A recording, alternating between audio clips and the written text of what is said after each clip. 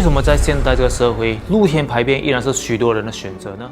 你知道吗？目前依然有45亿人没有厕所可以用，而2023年全球人口高达80.1亿人，也就是说，每1.7个人中就有1个人没有厕所。当然，你可能觉得这匪夷所思，你听可能都没听过，因为这在你身边是没有发生过的。这主要是发生在一些欠发达的国家。根据2018年世界卫生组织报告，全世界当时有60% 以上的人口，约45亿人，他们居住的房子没有厕所，或那个厕所无法处理排泄物。全世界目前依然有8.62亿人随便大小便，因此有大量的人类排泄物还没有被处理和收集。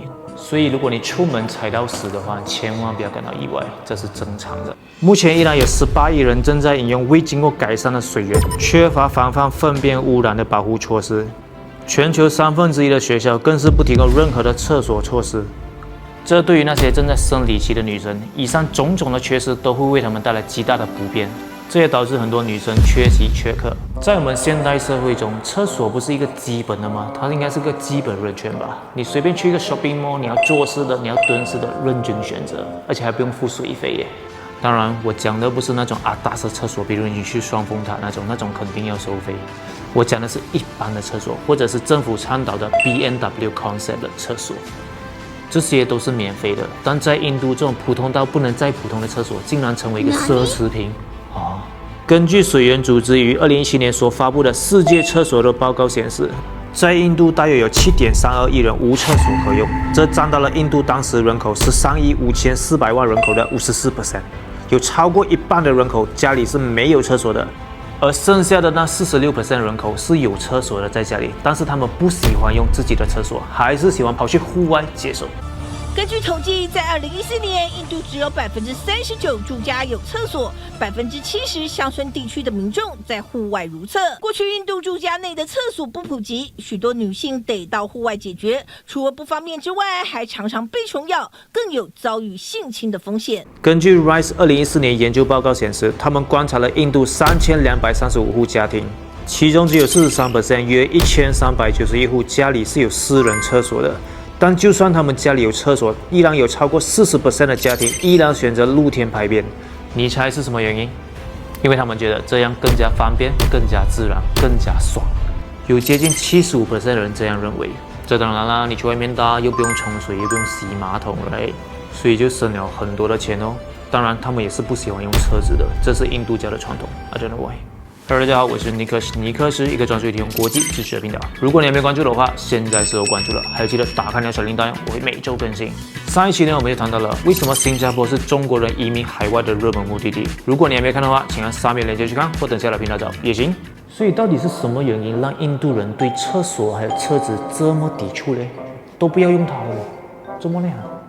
首先就是宗教因素，印度教对干净的要求十分苛刻。因为印度教认为肮脏和厄运是相伴相随的，厕所是不净之地。家中如果安装厕所，会给家人带来厄运。毕竟在印度教中，鞋子和灰尘都是极其排斥的，更何况那个厕所每天大便的。别，丢。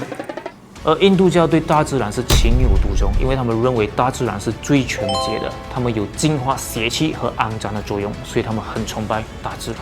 所以显然，你这些厕所、车子、人造的东西是不自然的，是被创造出来的，所以他们很排斥，不要放在我家里啊，不要这个东西。所以露天排便这个行为会使人走入自然，接受洗礼。二来，他们觉得在野外排泄本身就是一种排除邪恶、净化身心的行为，逐渐成为了他们的传统。简单来说，厕所就是妨碍我修行，妨碍我升天，所以我不要厕所。No， 都丢掉。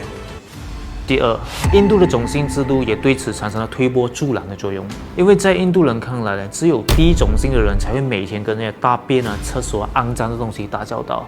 我们这种高级的呢，我们是直接跟大自然打交道，直接在外面打的。你不要摆一个这样肮脏的厕所在我家里面，会带来厄运。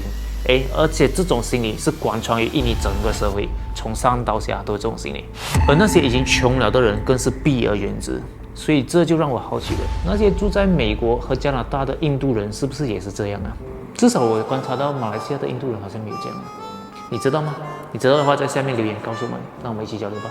还是不愿在家盖厕所，主要和种姓制度有关。种姓制度是清理厕所为不干净的事，只有贱民阶级才可从事。但印度法律又明文禁止雇佣贱民扫厕所。印度人不想在家里堆满黄金，对厕所兴趣缺缺。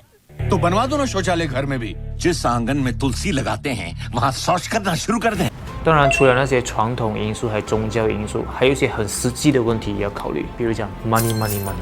现在啊，在印度修一个厕所啊，很基本的厕所啊，不要讲你家里那种装修到很高级啊，还有镁光灯啊，还有各式各样的装饰啊，我就讲一个很基本的，有一个洞，有一个可以冲水的，都需要大约25000卢比，相当于297美金。而2023年，印度的人均 GDP 不到2500美元啊，这只等于世界平均人均 GDP 的18%啊，2成都不到啊。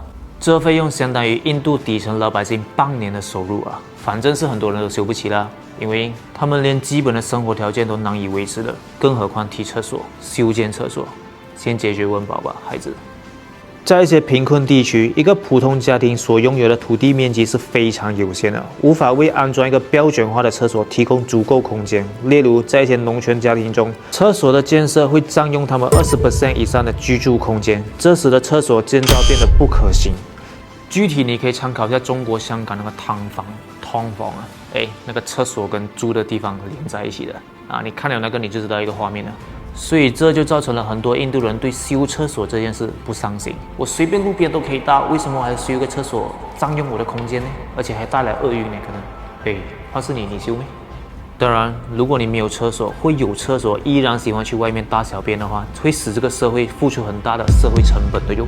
根据世卫组织主任 Maria 表示，全球每天有超过750名以下的儿童死于因为缺乏卫生安全的厕所和污水处理所延伸出来的疾病，比如霍乱、腹泻、痢疾、甲型肝炎、伤寒等，甚至连寄生虫也会滋生。而这些疾病原本是可以被避免的，所以厕所是可以拯救生命的。发起厕所革命的总理莫迪上周宣称，5年来在全国盖了1.1亿个厕所，印度已经没有露天如厕的问题，但实际情况并非如此。就在首都新德里郊区，还是可以看到人们就在河边、在铁道旁就地便利的情形。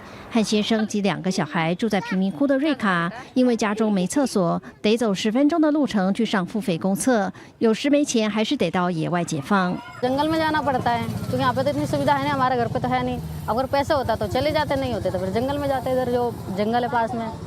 事实上，没有厕所可上，印度妇女已经隐忍多年。बाथरूम के लिए यहाँ पर जगह नहीं है, इसलिए पब्लिक जाते हैं, बड़ी परेशानी है यहाँ पर। आज से नहीं, कई साल से कम से कम 30-40 साल तो यूं हो गया बस। 这听着让人揪心吧？这情况不只发生在印度，很多非洲的国家也同样面临厕所危机。就让我们一起期待，厕所不是奢侈品，而是人基本需求，是一个必需品的那一天的到来吧。你觉得呢？欢迎在下方留言您的看法，让我们一起交流吧。好，我今天分享到这。如果你喜欢这一期节目的话，欢迎你点赞、关注、分享，还有记得打开那小铃铛，我会每周更新。如果你想知道亚洲2大金融中心香港和新加坡哪一个才是亚洲第一，可以点击上面链接去看，或等下来平台找也行。好，我是尼克斯，一个专注提供国际知识的频道。我们下期见，记得关注或订阅哦，拜拜。